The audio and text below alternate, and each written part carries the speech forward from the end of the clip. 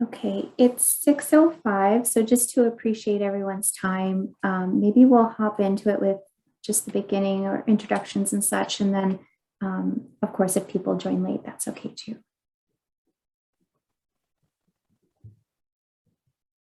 Okay. So welcome to those of you who have been able to join us so far. My name is Karen Cooper, and I'm the Director of Programs and Services at the AIDS Network. Joining me tonight are Ali Torrance and Lisa Berry, who are two of our Hamilton harm reduction workers, Hamilton-based harm reduction workers with our organization. Tonight, we're here to talk about our application process for the consumption and treatment services space that we've been able to acquire in Ward 3.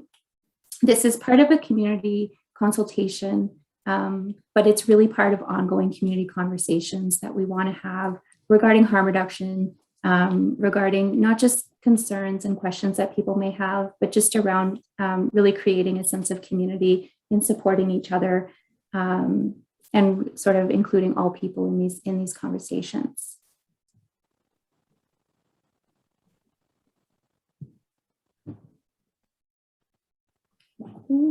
Next slide. It's not going.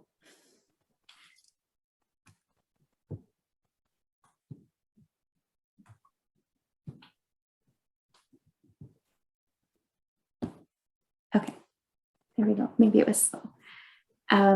So welcome. We're going to share a little bit tonight about who we are as an organization, a little overview focusing mostly on our harm reduction services, but obviously we do much more than that. If you know about our organization, we can touch on those things as well. But we do want to appreciate that we're here to have a community conversation. So we don't want to take up too much time of the talking ourselves. We really want to get to that end part where we're going to talk as a group and answer any questions and concerns. We'll obviously talk a little bit about our consumption and treatment services overview, about the process, about our model, a proposed model of service, and all those pieces. We're also going to talk about some frequently identified concerns. So again, leaving time for discussion at the end. So we're not going to assume that these are the issues that might be identified from the participants tonight, but just some of the conversations we've had recently, but also over the many years of our organization doing harm reduction, and through some of our beginning phases of community consultation, we've been able to identify some concerns that might be relevant for tonight's discussion. We'll also do an overview of the state of overdoses in Hamilton and Ontario, so that anyone who's not familiar with the scope of the issue can really get some information about that and realize that this is something that we should be concerned about in our community as well. And then, of course, our community discussion. So questions and answers. We want to be really transparent about this process, and we want to be really clear that we're involving community in these conversations, but also in the ongoing community engagement pieces if we are successful in implementing this initiative. I also forgot to mention that we are recording this session, so I think you should have received a pop-up indicating that that's the case. That's just for the purposes of anybody who's not able to attend this session or any upcoming sessions, that we can post them on our social media so people are still able to get some of the information that we're sharing.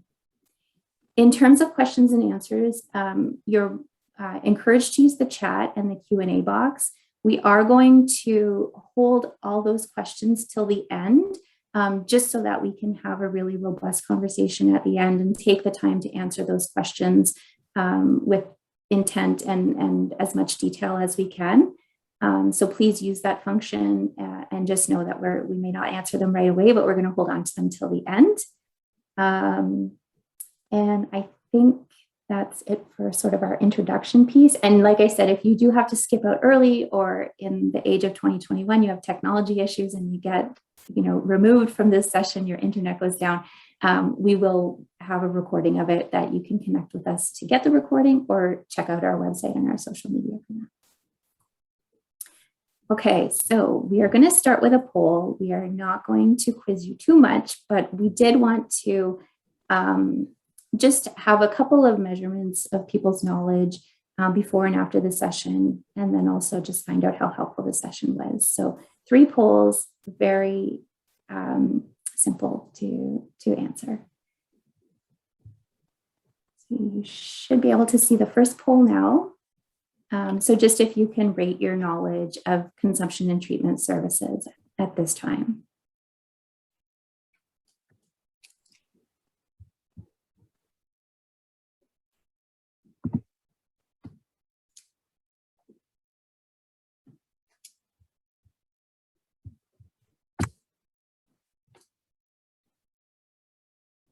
Okay, I think everyone.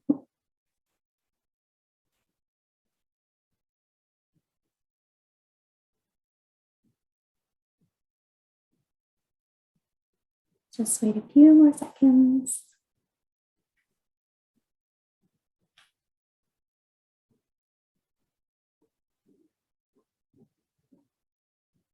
Okay, we'll close the poll.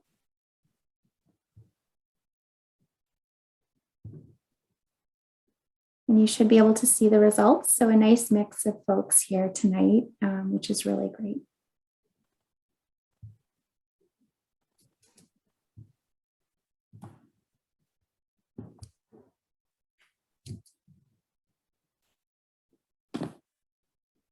Okay, so a little overview of our organization. The AIDS Network was established in 1986. Really kind of high level overview of our programs and services is that we do provide HIV support services, community-based HIV work for populations that may be at increased risk of acquiring HIV, and harm reduction-based support, education, and outreach across Hamilton, Halton, Haldimand, Norfolk, and Brand. So a very large catchment area with a range of services in each area. Our program funders include the Ministry of Health and Long-Term Care, the Public Health Agency of Canada, and the City of Hamilton. Our primary funder for most of our programming is the Ministry of Health and Long-Term Care, which is also one of the funding bodies for, which is the funding body for CTS as well. And CTS stands for Consumption and Treatment Services. So you'll hear that acronym a lot tonight.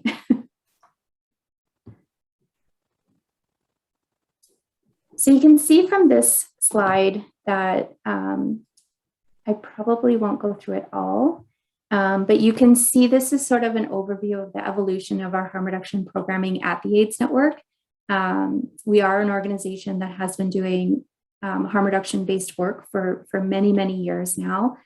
Prior to 2018, we had a shared Hamilton based harm reduction positions for our mobile van worker and an outreach worker, shared with Hamilton Public Health Services in the City of Hamilton. And since that point, we have had a significant expansion in the services that we've been able to provide, branching out into the other regions that I had previously mentioned, and just building on the outreach and education and capacity building programs that we were able to provide before. And this has been in direct response to the drug poisoning and opioid and overdose crisis that the ministry has identified regions that, based on morbidity and mortality rates, that would be in need of expanded services, programs and services. So we can see that we feel like we're very well positioned to take on this additional work of consumption and treatment services based on the existing work that we have been doing for many years now. So harm reduction work at the AIDS Network includes things like community education and capacity building, direct service outreach, working directly with folks that have a history of substance use, advocacy, so that can be by way of community development, education, support services, partnership building. So we work really closely with other folks in the community that, whether it's funded organizations or community groups, volunteer-based organizations that are working with people that may have a history of substance use as well. Naloxone education and distribution, harm reduction supply distribution, as well as disposal of sharps. Referrals and support for people, so connecting people with care in various capacities. Peer collaboration, so we also have paid peer positions in our harm reduction program. We also work really closely to involve people with lived experiences in all levels of the work that we do, whether it be program development, implementation of those programs, or like I said, designated paid positions for people that have a history of substance use, program development, strategic planning. And we're also connected to the Ontario Harm Reduction Network, which is a provincial network of people that are doing shared work, organizations that are doing shared work. It's a great place to get resources, get support, get ideas around best practice.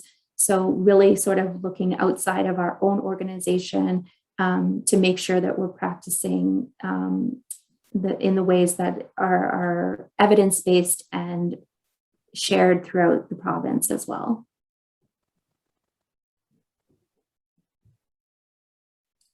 Touching a little bit too on our VAN mobile program in Hamilton. So we do have a mobile program in Hamilton. We also have a mobile program that services Haldeman, Norfolk, and Brant. But specifically in Hamilton, it's a program in collaboration with Hamilton Public Health Services in the city of Hamilton.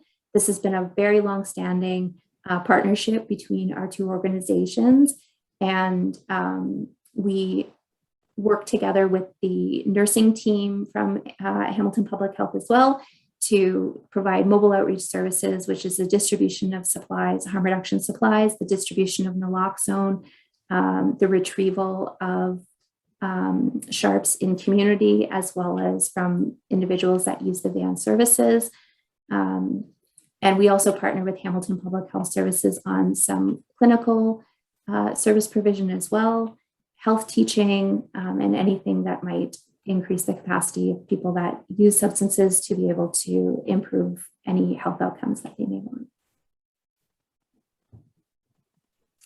So on to consumption and treatment services process. So that's a bit of an overview of our organization and the existing work that we do, which we think is important to highlight because in the 2017 City of Hamilton Needs Assessment and Feasibility Study, one of the recommendations that Council did vote unanimously for was that an organization that has existing harm reduction programming would be well suited to implement and manage a consumption and treatment services site. So we think that that's worth noting, just our overview and our experience working in harm reduction.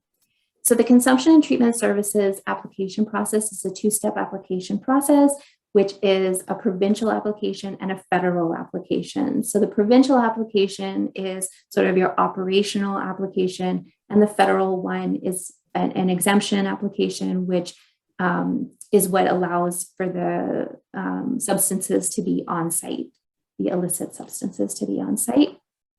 Some key components of the application for the operational ministry application is data supporting the local conditions. So it's really important for people to understand that the very first thing in the application is evidence-based. So providing the data and not anecdotal information, but the data that supports the local conditions. And specifically, since we're applying for the second CTS site in Hamilton, the data that would support that specific location. So not necessarily citywide data, but for that specific location, because this is the second CTS in the city. There's also a lot of detail around the operational model of service, which I'll get into in a little bit as well. But there's direct questions on the application asking about key pathways to partnership or to referrals, and they identify the areas around healthcare, addiction medicine, housing supports, mental health supports. They want to know how a CTS is going to provide a pathway to referrals for those services. So they can be the provision of on-site services in partnership with other organizations or healthcare providers. And if not on-site, then how are you going to create this pathway to referrals that's going to be, pretty effective for people to be able to get linked to these services? And then there's a community consultation report, which also includes an ongoing engagement plan. So it's also really important to note that a community consultation is important. It's these conversations that are happening, and I'll get into a little bit more about sort of what we've done thus far for community consultation.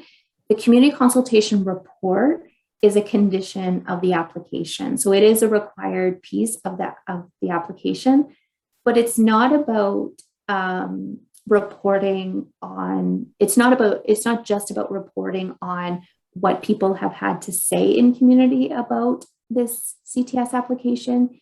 It's also about creating an ongoing engagement plan. So you're demonstrating, as the applicant, you're demonstrating to the ministry how you, as the operator of a CTS, is going to continue to engage with community, integrate the CTS into community in a really meaningful way, in a way that benefits the people that are using the CTS, but also the community. It's also where you have to demonstrate how you are going to mitigate or address any of the concerns that have come up in the consultation report, the mechanisms you're going to use to engage with community on an ongoing basis so that you can address concerns that come up or proactively address concerns. And so that it's always this kind of fluid engagement with community. So that's really important to remember as well. There will be a point where we close the surveys, we sort of end the consultation and community discussions for the purposes of the report, because we will have to do a report to get to submit with our application. But that doesn't mean that the conversations will end. It just means for the purposes of that report, we'll sort of wrap things up so that we can get that done. And then another key component of the application is municipal support. So applications don't move forward unless they fulfill that requirement as well.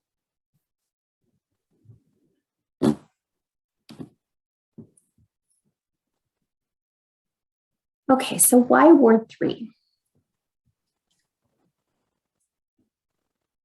So this is a lot of information here, and I can share this information with anyone in more detail, and we'll also share at the end how you can get in contact with us if you have any follow-up questions that aren't answered tonight. So I probably won't read all this in detail, but this is the specific information around Ward 3 that identifies some information from our existing programs. So from our mobile van program, we identified that areas of Ward 3 are highly used by our van service, and we really feel like there could be that there is a need for increased supports and services for people in that area based on our direct engagement with people in Ward 3 that are using our existing harm reduction program. And then when you look at other things like emergency department visits and Hamilton paramedic services reports, there is a disproportionately higher rate of opioid-related emergency department visits in Ward 3 in comparison to the Hamilton rate citywide.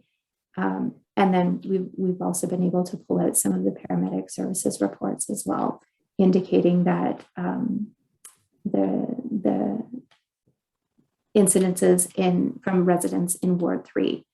So this is really important information for us to share in our application. And like I said, I won't sort of read it word for word at this point, but we're happy to share it at any point moving forward.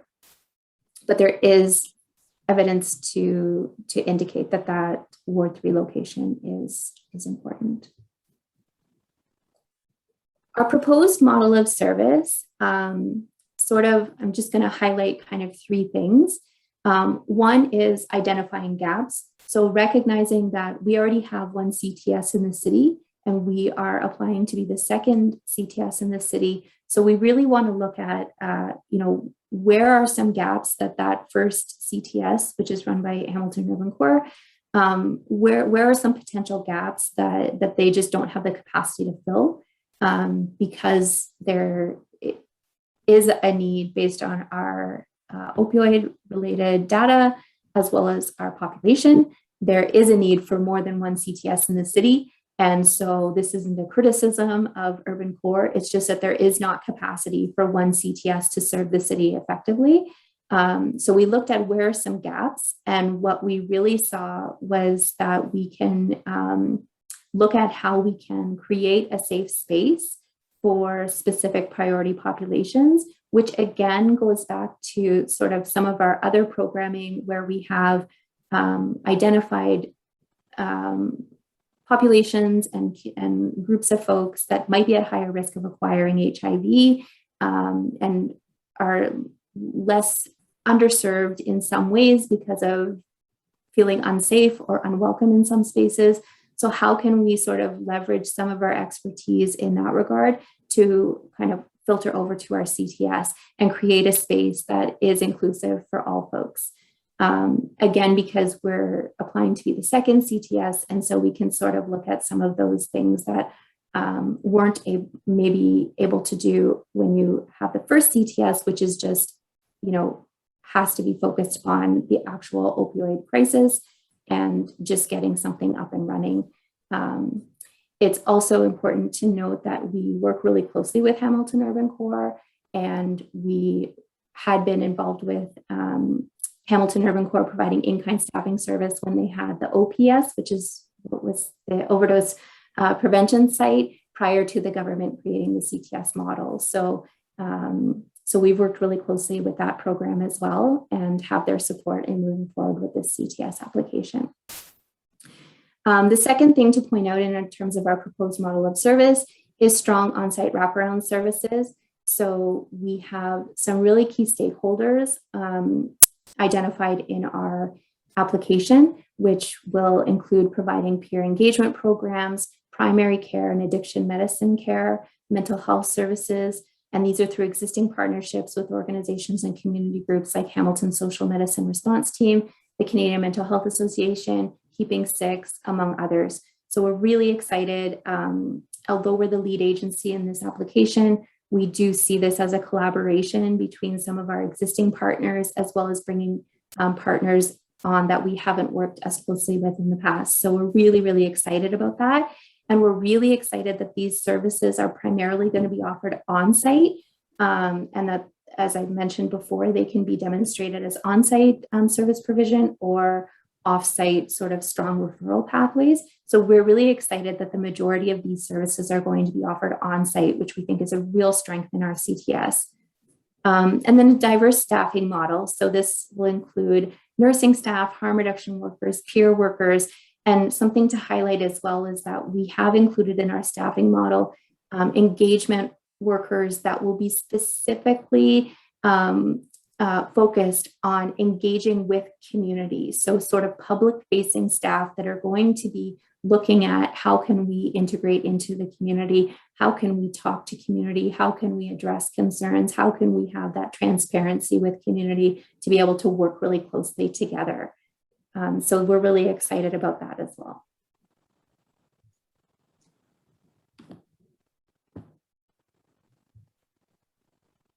So the community consultation process.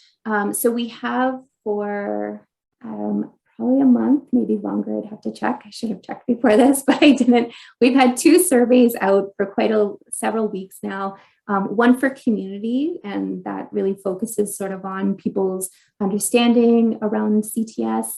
And then also like asking people what some of their concerns may be, what some of the strengths or benefits of a CTS may be. So we can sort of look at, sort of gauge where the community is at.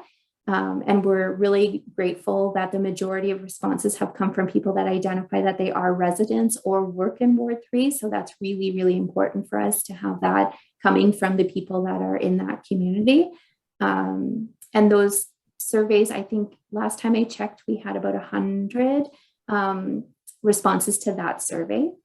And then we had another survey that was for people that might be people that would use the CTS service. So again, asking people around, would they feel more safe using a CTS, hours of service, things that are important to incorporate into the model of service, and questions like that. So we've had a really great response to that survey as well. So those surveys are still open. You can find all this information on our website if you want to find out how to get to the surveys and things like that. Community outreach to local businesses, organizations, and residences. So we have done, feet on the ground outreach, engaging with local businesses and organizations, letting folks know what we're planning, what we're trying to accomplish in that community, and being open to conversations, which has been really great to be able to do that, to have one-on-one conversations with people. Even if people have questions or concerns or, really like critical thinking type questions, we invite that. And that's like really interesting conversation for us to have, and really thoughtful conversations to have with people. So we welcome that as well. We also did some, and we're continuing to do some mailbox drops in residences with cards so that people know how to contact us if they have questions or concerns. And again, we'll provide that email address at the end, but there have been, several emails that have come in with questions, asking about the process, asking about model of service and kind of what we're up to. And those have been also really great conversations for us to have. We have a direct email to submit questions and concerns and feedback. It's cts@aidsnetwork.ca. So we'll share that at the end as well. But that's really an opportunity for people to connect one-on-one with us and ask us any questions or identify any concerns. That's really helpful information for us because, again, that informs our community consultation report. And not just that, it also informs our community engagement report. So even if it's not sort of a critical question or a concern, we would really welcome also, information from community about how do you see your involvement as a community, especially if you're part of a community group or a community organization or a business. What level of interaction would you want with us? Do you want us to be out in community engaging with folks all the time? Do you want us to have regular check-ins? Do you want us to have these community discussions on an ongoing basis?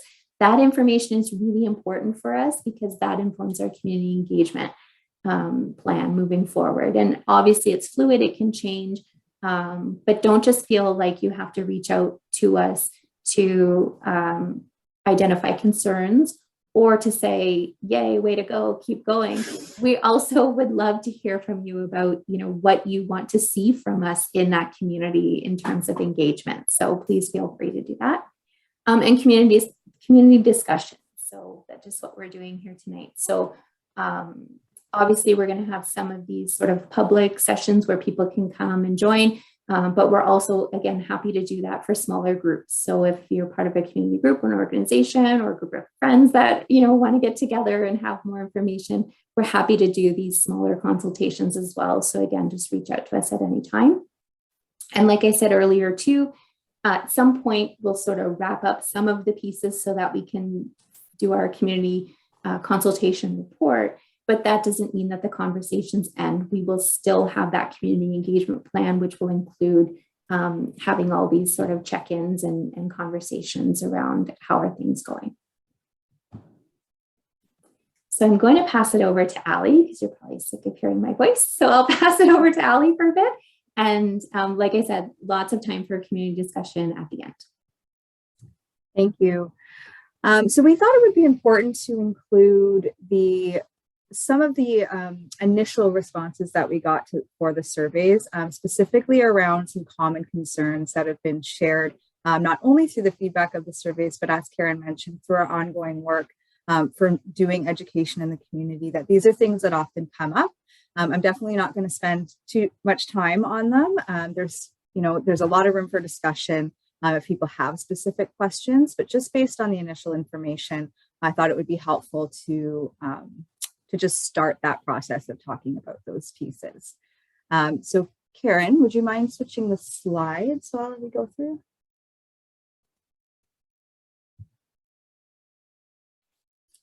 So the first thing that tends to come up for people, and it is something that did come up in our surveys, was concerns about increased needles in the community and other discarded drug use equipment in the community. So I just wanted to pull some information based on our 2020 stats from our existing services, what the needle return rate looks like, and sort of the pieces around how the increase of access points is really significant in seeing those return rates increase. So not to get into all of the numbers, but you can see that in 2020, we did have a return rate of 71.6. That's actually quite high, and I would say so, especially considering that during 2020, our physical office space was closed, our fixed site location, for a majority of that time. And that space is somewhere where we do get a lot of returns coming back, as well as on our van program, which has been running. So we're not seeing the full scope of our regular numbers of returns within the 2020 data, but just sort of what happened during that time. And I could predict based on those numbers with having, if our office space had been open, that number would be a lot higher. These numbers also don't account for needles that are returned to other spaces like pharmacies, other community organizations. So it's very kind of minimal in terms of the large scope of what's happening across all of Hamilton. Slide, please.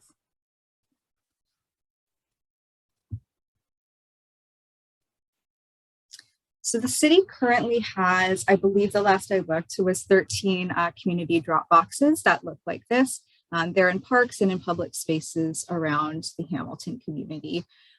So really the idea is that by increasing the opportunity for these barrier-free options for folks, really helps increase the number of returns that are coming back and decreases the amount of discarded supplies in the community. So we've seen an increase in these popping up around the community, very low barrier, you don't have to walk in anywhere. But in response to the concerns around increased needles in the vicinity of a consumption and treatment service, I would probably add that a CTS would only add an additional option for people. So really it adds that it would be an increased option in Ward 3 specifically, where people could drop off supplies, but also mitigates the sort of need for people to be using outside. If they're using within the CTS space, then they would be discarding their equipment that they use within the space, also within the space as well. So that was just something I thought would be helpful to put into a bit of perspective, as well as our ongoing partnerships, like Karen mentioned, with the City of Hamilton and Public Health through the Community Points program. So the Community Points program goes to calls all over the city, connecting with people who have called about discarded needles, and goes and does proper needle disposal within those spaces. So we already have that established relationship. So we have a very good fundamental idea of what's happening in the community, as well as maybe some issues that are ongoing, that we would have recurring issues, and we could address those as soon as we're aware of them through that partnership with Community Points program as well.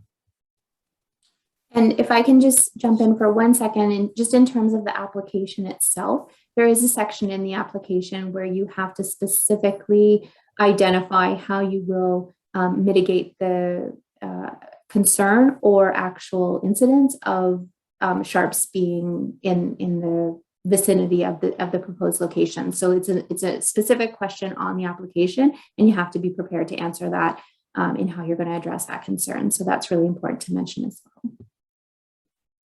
Absolutely, thanks, Karen.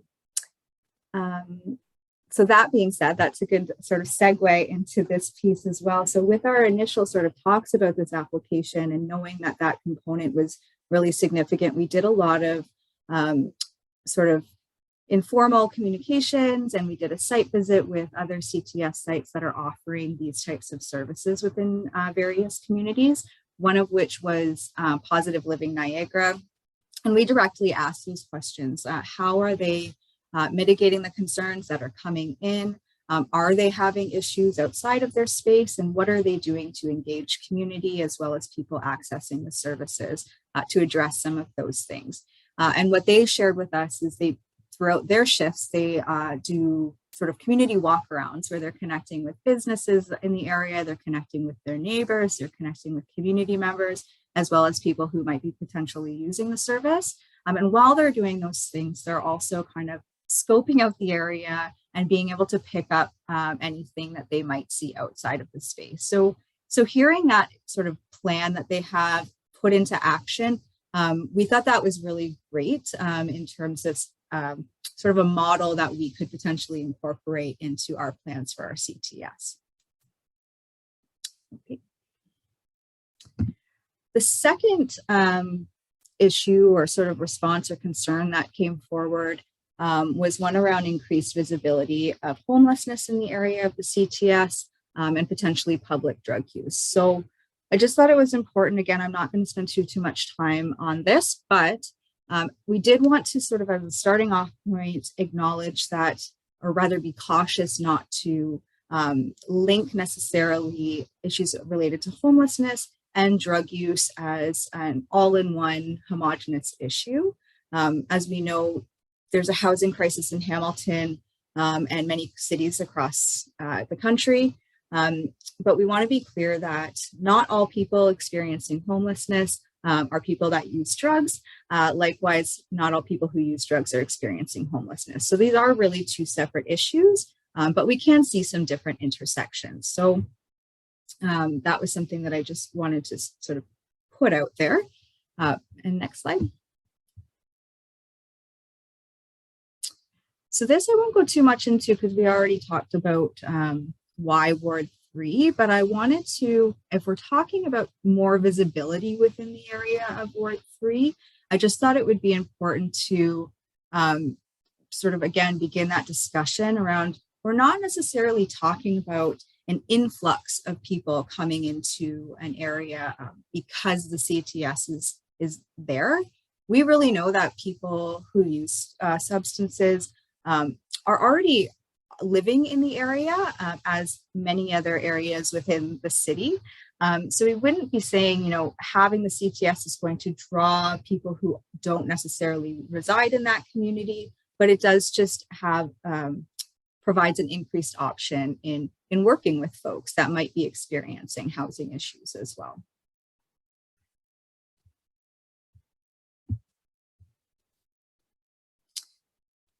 So the visibility of homelessness. So as Karen mentioned, our model of service that we were looking at and putting forward within the plan would be having that really wide, in-depth way of bringing people into our services and having those meaningful partnerships that are going to be relevant to people accessing the space.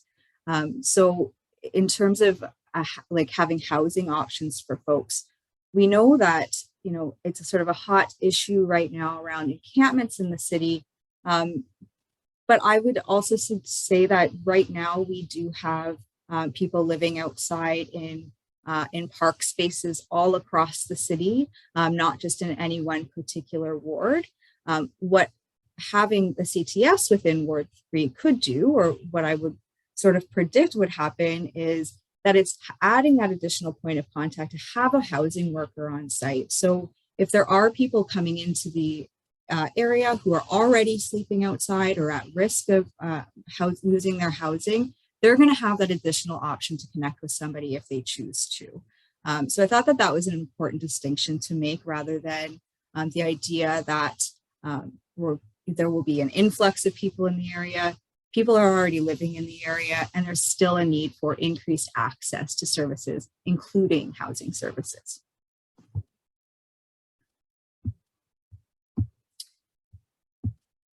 So the other piece around the feedback is, I know that there's still a lot of shared stigma around maybe behaviors or presentations of people that might be using a CTS space. So I just thought it was important to note that we know that creating meaningful spaces for people that are really centered around dignity, respect, and care creates a culture of mutual respect. And it really creates a very, very nice way of working with folks when you have that mutual respect and you're building those spaces together based on the identified community needs and ongoing discussions such as this as well. And we know that from our work on the VAN program and our fixed site location, that people that come into our spaces or access our services are very, very kind, very grateful people. They're very grateful of the provision of service, the longstanding relationships that we do have with people within the community.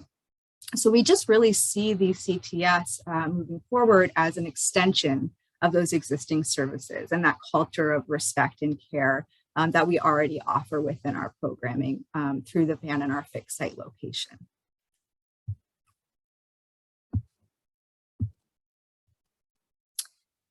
And again, like Karen mentioned, peer work is very important in our work at sort of every level. So I wanted to just include this slide to note that a lot of the time that people that are most impacted by program development, by policy making and decision making are often the ones that are the most left out of the conversation. And we really need to work to shift that and to change that.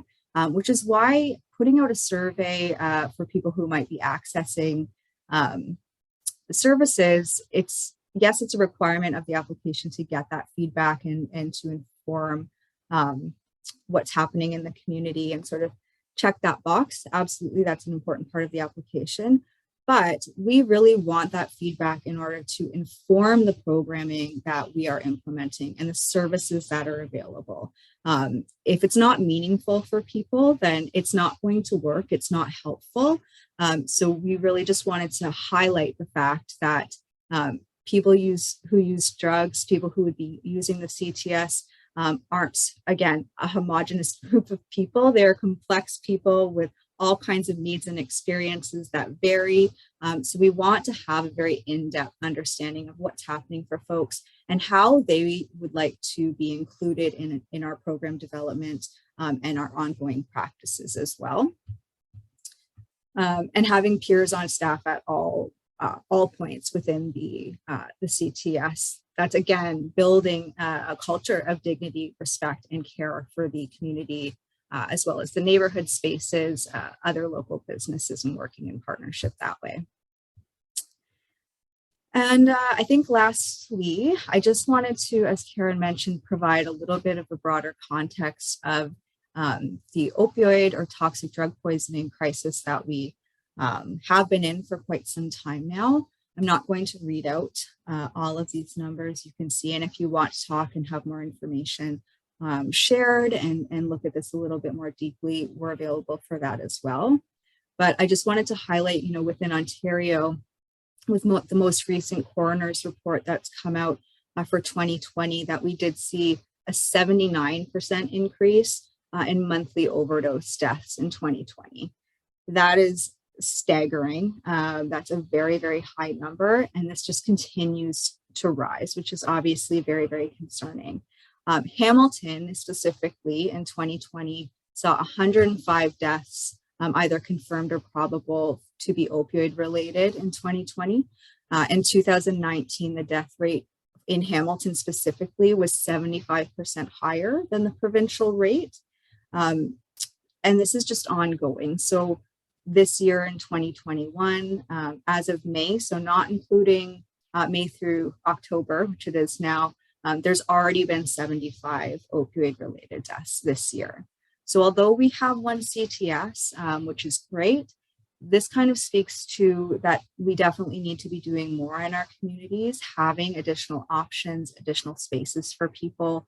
The other piece that I don't believe is in this slide is, I believe it was one in 6 or 1 in 7 of these deaths that occurred in Ontario were in spaces that were operating with as like shelter overflow spaces or isolation spaces where there wasn't somebody available to respond to the overdose. So again, creating these spaces where people don't have to use alone, that there's going to be somebody there to respond in the event of an overdose, is extremely important in navigating this current situation that we're in. I think it's also important to note too that it's a really interesting, if you look at it from a funding perspective, it's really interesting that it's sort of one of the maybe few times that it's not a funding competition, right? So it's like Hamilton Urban Core has a CTS which has served the city well, and but they are also heavily advocating for more CTS locations in the city, right? So it's not this kind of situation which we often find when we work in social services as a funding competition. It's a really unique opportunity for someone who's running an organization that's running the one and only CTS to be able to say like, no, we need this additional one, we need more, we need 3, we need however many. So it's a really unique experience in my opinion. Yeah, absolutely. And I think to that point as well, how we've been sort of looking at this increased need in the feasibility studies that have come back previously. So it's not just opening one CTS in a ward or multiple CTS. This is something that we need to be looking at throughout the city of Hamilton. That it's not just these specific CTS sites, but that what can existing services do within their capacity to create these spaces where people don't have to use alone, where there's going to be somewhere to respond, where harm reduction is really integrated into their policies as well as part of the ongoing work that we have been doing and will continue to do moving forward as well. I also just want to point out one more thing. And Lisa, I don't mean to put you on the spot, but I think it's also really important if you have anything to share. Lisa offered in-kind staffing through our organization to the OPS before the CTS, so the Overdose Prevention Site at Urban Core, has also worked a role on our van program and is now non-mobile staff in our harm reduction program. So I don't know, Lisa, if you have any reflections working directly at the OPS that you wanted to share, just as we're talking about sort of like the meaningful service and engagement of people with lived experiences, and also obviously reflecting on the overdose data. Being at the OPS was really rewarding to see like the rapport that we can build with folks who come in and out to access the service, to know that if somebody does overdose and you help bring them back, like it's just so rewarding to know that they don't have to die today. You know, just because they're using substances doesn't mean that they need to die today. And that's what we're trying to avoid. There's just so much of it around, you know, and yeah, so I don't have much to say. That's okay. Pretty much the main thing about it. It's just a really rewarding atmosphere. Yeah, thanks. I think because so often people working in harm reduction just feel helpless, like in the state of how things are right now. And so it gives staff an opportunity to actually feel like they can do something meaningful and helpful without feeling that hopelessness, and building a rapport is important. And then knowing that, you know, you can see someone again another day until we figure out some of these other higher level policy and decriminalization issues. But that's for another community discussion.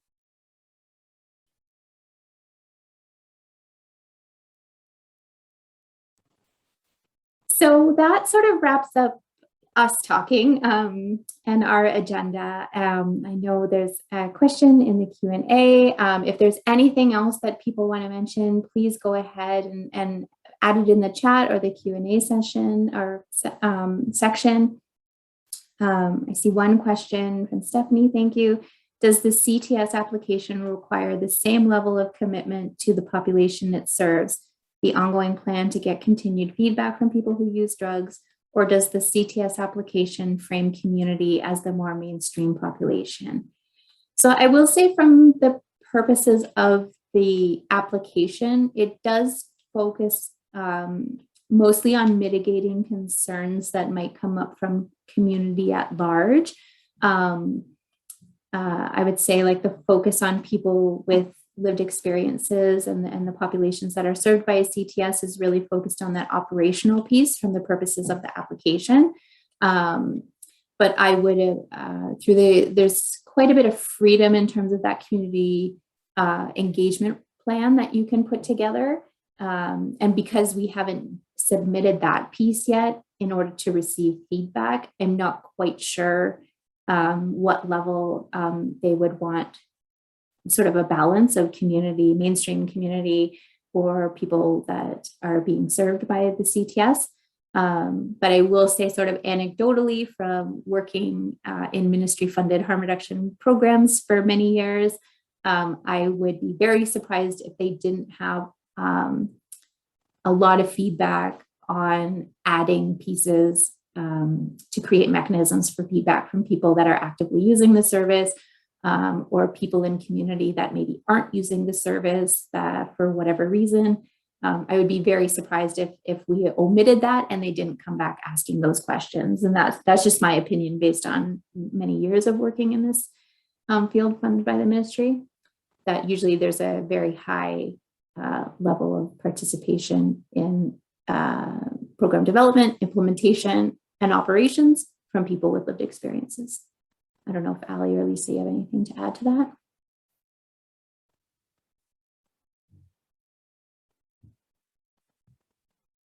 No? Okay. Okay, I don't know if anybody has any other questions. Should we do a Jeopardy song countdown?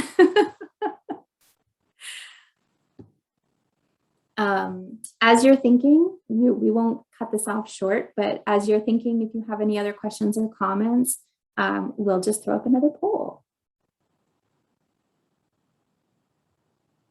So this is sort of at the end of the session. Do you feel like there has been any change in your knowledge based on what you responded at the beginning?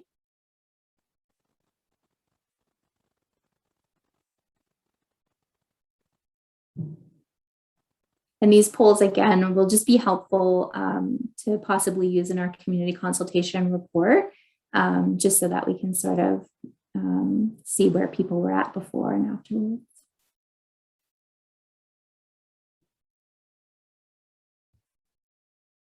Okay, so that's great. So we're on track. That's good.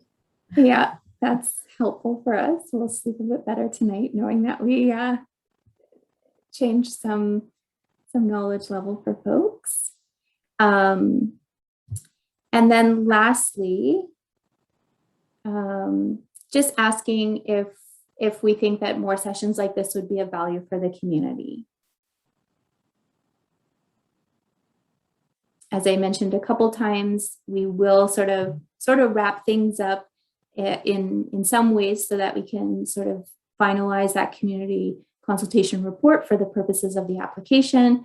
However, we are happy to and are required through the community engagement plan, but also this community work is part of our work already. So we're really excited to, engage with community in this regard on an ongoing basis. We do capacity building, community development in regards to harm reduction in our current roles. So we're really excited to just kind of continue that in an increased capacity through the CTS, should we be successful in moving forward. So that's also really great that people think that this would be helpful. So we will, again, as I mentioned, we will share this recording probably on our social media and our website. I don't see why not. We'll also have it available. So if you know anybody that was hoping to attend tonight but couldn't for whatever reason, just get in touch with us. And I'm sure there's no reason why we can't share the recording or engage with someone one-on-one. If you know of any community groups, businesses, organizations that might find value in sort of a closed session with their participants, we're also happy to do that. You can reach us at cts@aidsnetwork.ca. Again, with any questions, if you want any expanded data from anything that we've shared. You can also, and I apologize for not putting the link in our presentation, but you can also, if you Google CTS application, you can see the template. So you'll be able to go onto the ministry site and see the template, which might be helpful for some folks to just kind of get a better sense of the types of questions that they ask and the type of information that applicants have to provide to them. And the ministry also, we did submit key pieces of our application. They've come back with feedback and questions. So it's a very interactive process in that way. So it's a great opportunity for us to expand our harm reduction service provision for folks. And we look forward to hopefully moving forward with implementation and operating the CTS. So if there's no other questions, let me see. I just want to thank everybody for being part of this conversation. And like I said, we look forward to many more. Ali, Lisa, I don't know if you have anything else to share. No, just thank you. Thank you for attending. I think conversations like this are so important, and they fill up my bucket for sure. It's really nice to know that people are interested in learning more or having this conversation and being involved. So yes, thank you. And really, I hope for many more opportunities like this as well. Great. Okay, thanks everybody. And we'll wrap it up. Have a great evening and hope